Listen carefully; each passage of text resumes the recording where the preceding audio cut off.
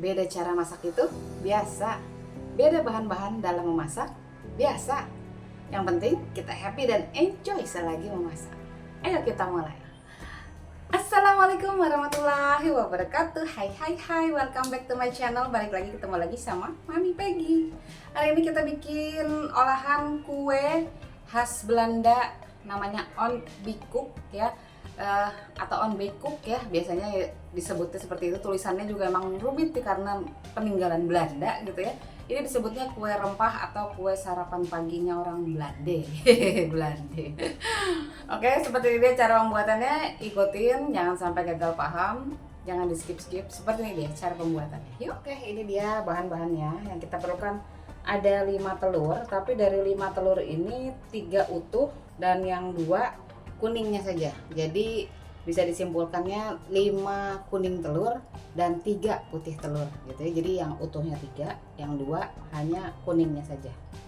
Oke, jadi nanti ada tersisa 2 putih telur tidak dipakai gitu ya. Oke, lanjut untuk gulanya. Di sini ada 2 macam. Gula pasir 60 gram dan gula aren atau gula palem 60 gram. Lalu ada margarin yang dicairkan itu 75 gram. Kalau mau mengganti dengan butter untuk bikin kuenya jadi premium silahkan, bebas. Saya pakai margarin aja. Lalu untuk terigunya, terigu protein rendah ini sebanyak 70 gram.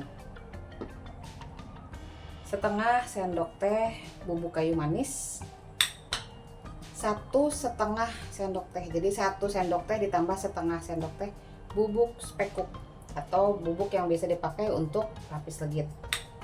Lalu ada 1/4 sendok teh garam, 10 gram susu bubuk, dan 1 sendok teh cake emulsifier. Cake emulsifier ini mereknya banyak, SP, TBM, Ovalet, Trioto, Spon 88, terserah apa aja ya, bebas. Yang penting judulnya cake emulsifier gitu ya, mereknya bebas, silahkan pilih sendiri. 1 sendok teh ya. Oke, seperti ini bahan-bahannya. Kita siapkan dulu untuk telurnya.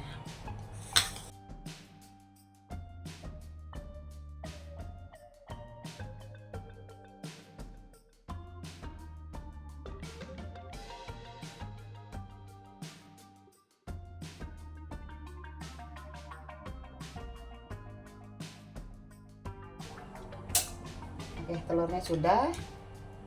Lalu kita masukkan cake emulsifier.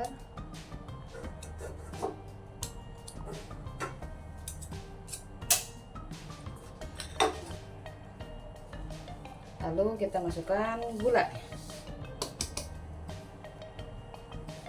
Saya pasang timer 5 menit. Kita akan mix ini selama 5 menit dengan speednya yang tinggi dan juga putarannya cepat. Putaran cepat dan juga speednya tinggi ya. Oke, 5 menit ya.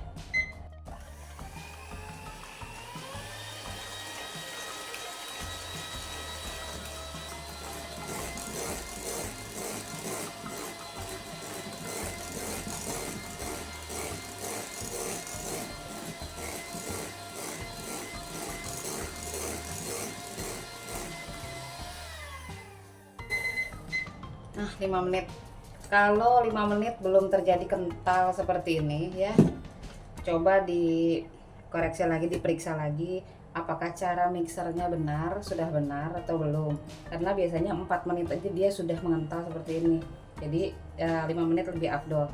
Caranya mixernya harus ke satu arah. Kalau mau ke kiri, kiri terus. Kalau mau ke kanan, kanan terus. Jangan ke kiri, kanan, kiri, kanan, kiri, kanan gitu ya. Terus jangan maju mundur, jadinya satu arah. Kalau mau putar ke kiri atau putar ke kanan boleh ya. Terus kecepatannya tinggi dan juga putarannya tinggi, jadi jangan gini, ini kan lama nih, ini lama, jadi cepat, benar-benar cepat dan benar-benar speednya tinggi gitu ya. Jadi kalau misalnya 4 menit atau 5 menit belum mengental, mengembang seperti ini, coba dicek lagi apakah sudah benar caranya gitu ya. Kecuali kalau pakai standing mixer itu nggak usah kita pegangin ya, dia kecepatannya pasti udah tinggi dan juga putarannya juga tinggi ya, dia udah otomatis gitu ya. Tapi karena tangan manusia ini kadang-kadang suka pegal, capek, jadi melemah, jadi suka melambat gitu ya. Maaf kalau banyak ngomong, yang penting supaya enggak gagal paham jadi kenapa belum mengembang gitu ya. Mudah-mudahan bisa dipahami. Oke, kita lanjut lah. Terigu kita masuk.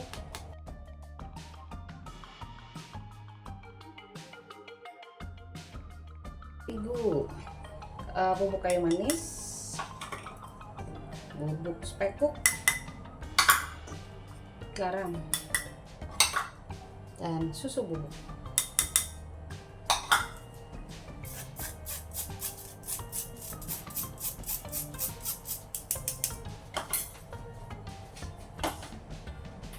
Ya, kadang-kadang suka ada yang protes kelamaan, lelet, lemot, segala macam, banyak omong, segala macam ya.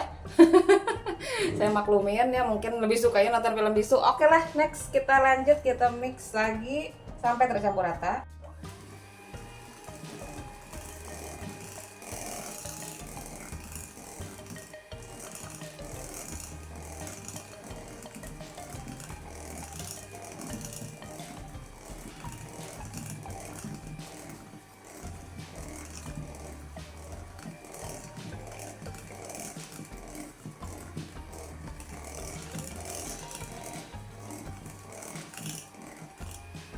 Oke, kalau udah masukin tepung, itu speednya yang paling rendah aja. Cukup sebentar sampai tercampur rata aja. Lalu kita masukkan margarin. Mau pakai spatula boleh ya, ngaduk margarinnya. Mau pakai mixer juga boleh, pakai speednya yang rendah aja. Cukup sebentar aja.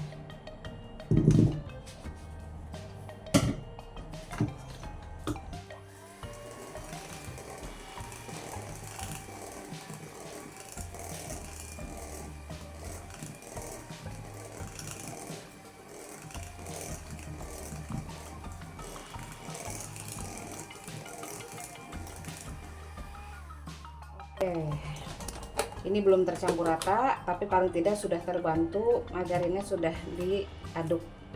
Belum rata, kita ratakan dengan spatula aja. Oke, kita lanjut rapikan dulu.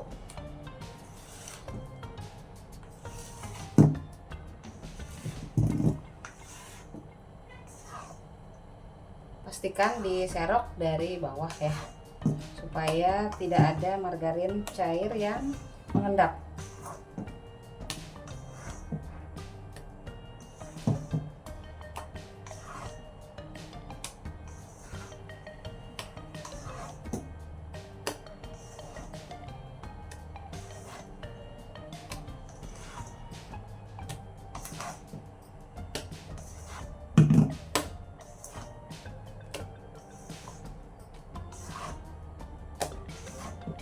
Oke, kalau sudah tercampur rata, tidak ada lagi margarin yang mengendap ya. Tuh, udah bagus, fluffy, ringan banget tapi juga kental ya. Adonannya seperti itu. Lalu saya mau pakai loyang tulban. Tulbannya ini diameternya 24. Saya oles dengan margarin dan juga ditaburkan dengan terigu. Terigunya yang saya taburin terigu protein rendah, sama seperti yang dipakai di sini. Nah, seperti ini kita tuang.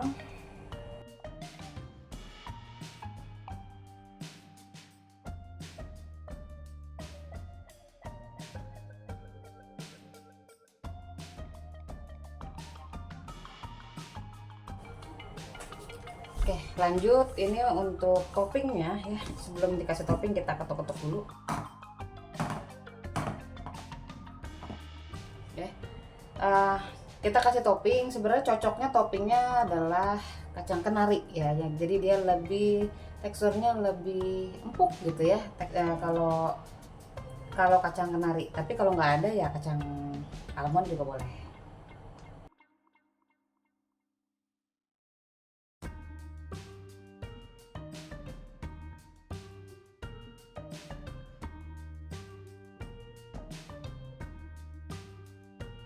Oke, secukupnya aja.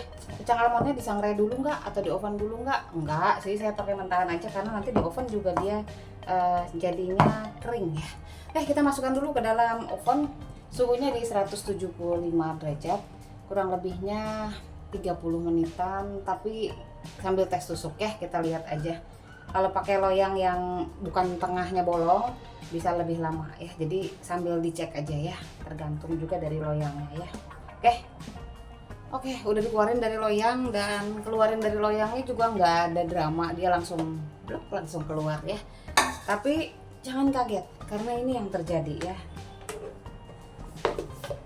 Nah, inilah yang terjadi pada kue onbikook. Jadi dia itu menyusut ya, seperti itu ya. Kebanyakan juga seperti itu ya onbikook. Dan dia lembut sekali. Wow, lembut banget. Ini udah agak hangat, tadi masih panas.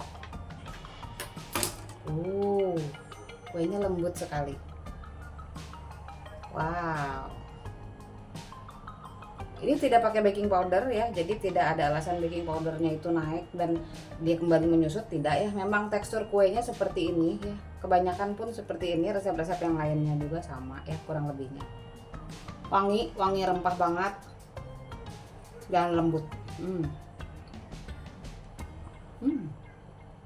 Enak. Ada.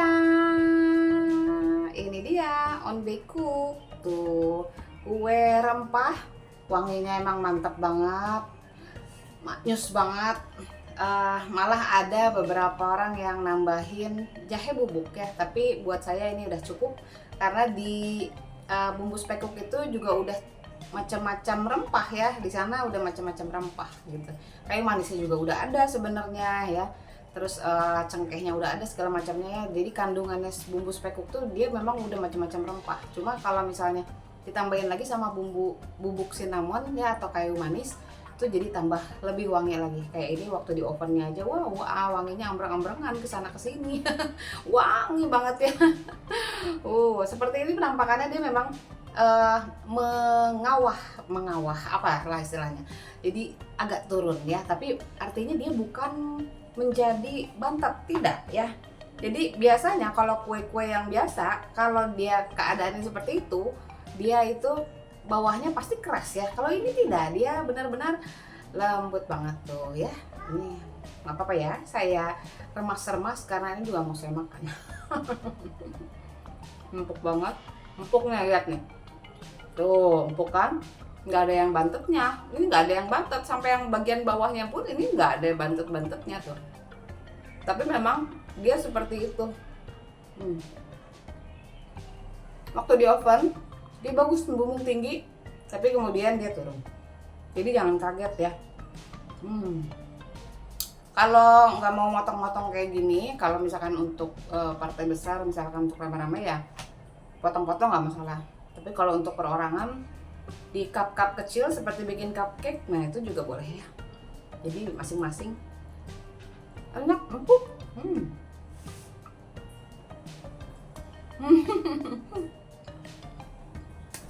Nggak bantet, nggak seret, pokoknya endless dan wangi. Bayangin apalagi kalau pakai butter, lebih mewah pastinya ya. Ini pakai margarin aja udah enak banget. Anyos. Jangan lupa like, comment, subscribe, dan juga share video ini, siapa tahu bermanfaat bagi yang membutuhkannya. Biasanya di edisi-edisi kayak misalnya Natal, Tahun Baru, ini banyak sekali yang penggemarnya onbikook gitu ya. Nah seperti ini cara pembuatannya, pokoknya enak banget dan maknyos tenan. Ini bisa disimpan di dalam freezer ya, masukin ke freezer, tapi sebelumnya dibungkus dulu pakai plastik wrap atau ke wadah apa aja ya. Pokoknya kalau saya biasa masukin ke freezer itu saya balut dengan plastik wrap, masukin ke kulkas. Nanti kalau mau angetin bisa di microwave, bisa mau diangetin di kukusan sebentar, atau biarkan di suhu ruang aja sampai dia kembali melembut, itu bisa langsung dimakan ya. Kayak gitu ya. Jadi bisa awet, bisa sampai sebulanan lah gitu ya. Kira-kira kalau mau dimasukin ke freezer ya. Gitu. Jadi misalkan mau buat sarapan udah punya stok ya, tinggal keluarin aja dari freezer. Oke. Sampai sini dulu untuk video kali ini. Kita ketemu lagi di video aku yang berikutnya. Thank you so much for watching. I love you all. Dadah. Bye bye. Assalamualaikum.